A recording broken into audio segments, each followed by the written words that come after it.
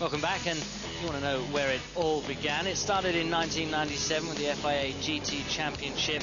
It's been adapted from racing from legendary manufacturers such as Ferrari, Porsche, Jaguar.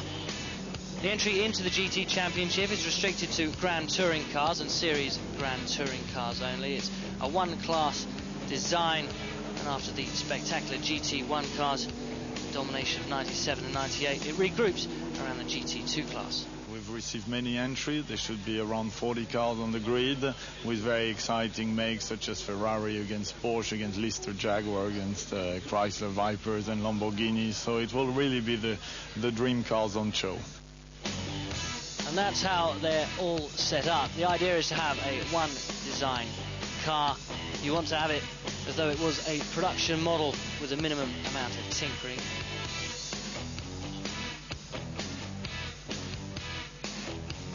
The engine position is allowed to be adapted, but not by much at all.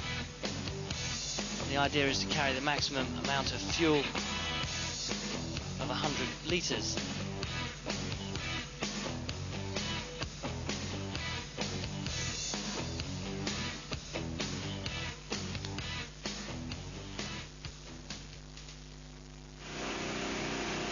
Now we're going to take you through the way the cars are set up with the expert opinions of Paul Belmondo.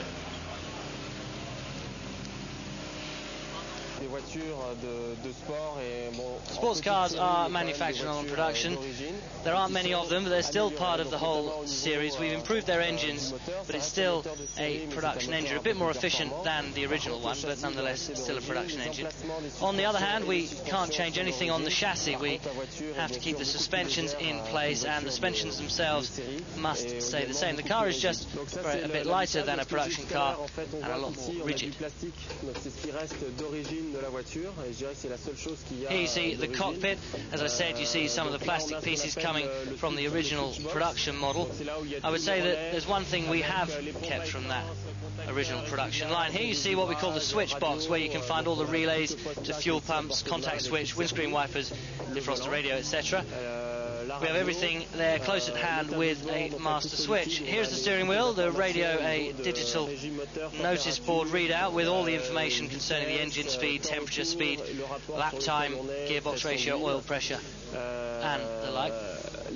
The gearbox, which is a sequential gearbox with power shift, it means you don't have to lift your foot to change the gear up and down. And for braking, you just have to push the braking pedal. Everything else is done automatically. Paul Belmondo's team is one of the favourites for the championship this season, but as he says, there are plenty of rivals about.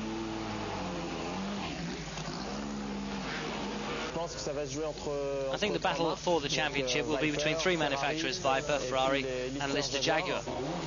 The British team Lister Storm Racing is the reigning world champion. Jamie Campbell, Walter and Julian Bailey are the defending drivers' champions. They were teammates last year. In 2001 they'll drive the two separate Listers, 1 and 2. Julian Campbell Walter will drive with Tom Coronel, and Lister 2 will be driven by Julian Bailey and Nicolaus Springer.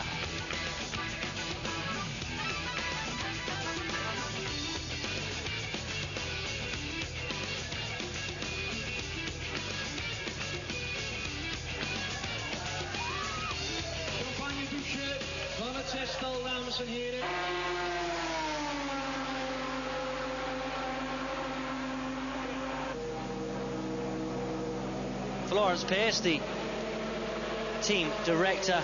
It's all been a winter of hard work.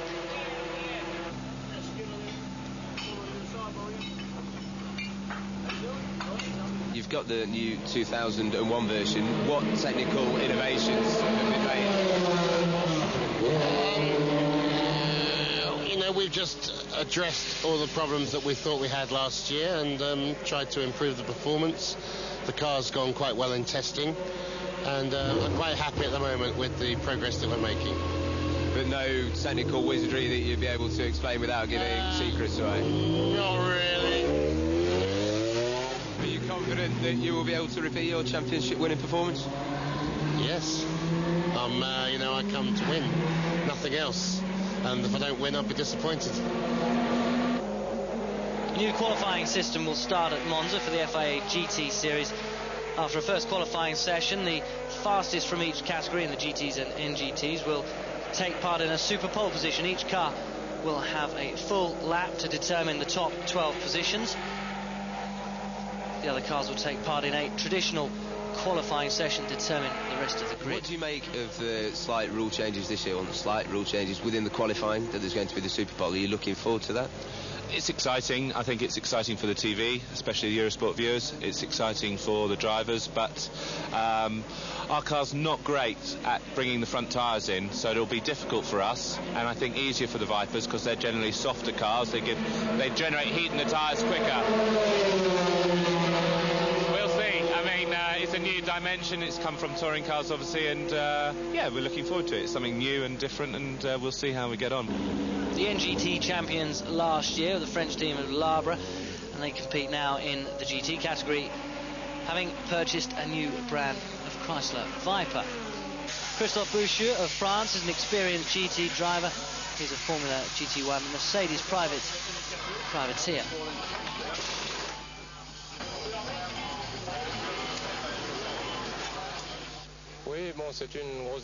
There's a big difference between the GTs and NGTs on paper, but not really on the track. Even if we're on the limit with the two cars, the feelings are really quite the same, all the more so as the Viper is quite easy in driving.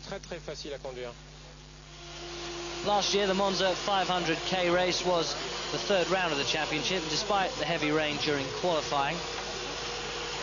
Mike Hesselmans took his first pole in the car sport Honda Chrysler Viper, with his teammate David Hart proceeding to take the first race win. Last year, Mike Hesselmans was runner-up overall. This year, the Dutchman is looking forward to making it a different result.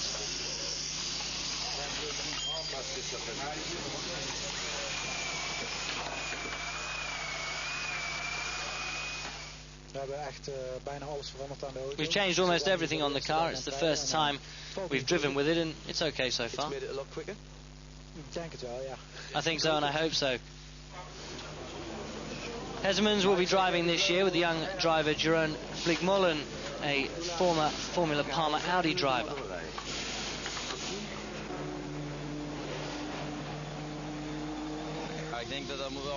I think it is possible. I want to be a champion, and we're working hard to achieve that. Now, the new star of the GT Championship is likely to be the Ferrari 550 Maranello. It's the car, the new entrant, of the new championship. The team owner, Raffanelli, managed by Gabriele Raffanelli himself, is a sports car specialist.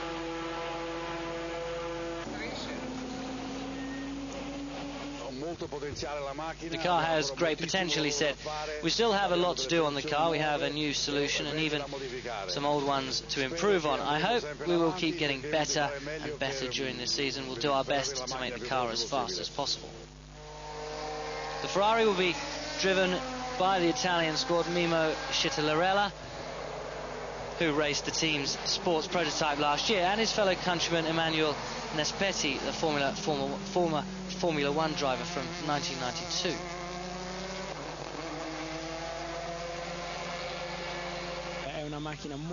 It's all very exciting. The car is great with lots of potential. It has 600 horsepower and a good braking system. It's a really light car too, but not much more than 1,100 kilograms. It's very nice to drive.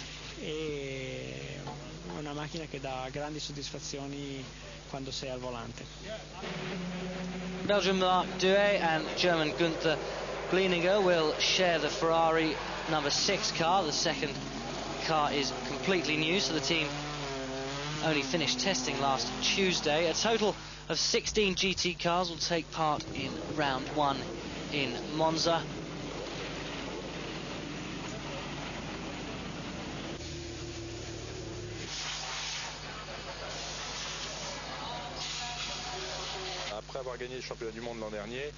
After we won the World Championship last year, we realised the competition level in NGT was higher than in the GT. The first test here in Monza keep proving that. We want to show our know-how here with a new make, so it's a big challenge new car with everything to learn, and new pilots, or new drivers to set it up, and I think our potential will be revealed in GT2. Patrice Gousselard, driving last year's title winner, will defend his title alongside Jean-Luc Chéreau. No problem at all at the moment, he says. It's a new car and it comes directly from the factory. It's like with Porsche, where you can buy it directly from Porsche. You can go to the factory and you go on a track. When you control the car, you win races. The successful French teams plan a full assault on the NGT class with their fast improving Ferrari 360 Medina.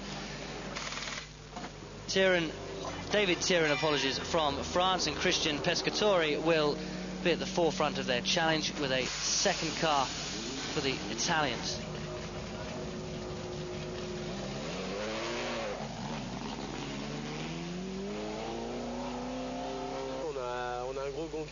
We've got a very strong opponent in Porsche, especially Porsches that are fitted out with Michelin tyres. We'll be able to compete with them, and we'll have to work a bit harder. We know already what kind of a handicap we have compared to Porsche. We're a little slower, but we're going to work hard, knowing that we've done it so far. It won't be easy, and it'll take us a while, but the first race in Monza is a fast circuit. Afterwards, we're going back to work hard on the car. We'll take a break now, but stay with us. It's coming up. We'll focus on the European Touring Car Championship and some of the new circuits.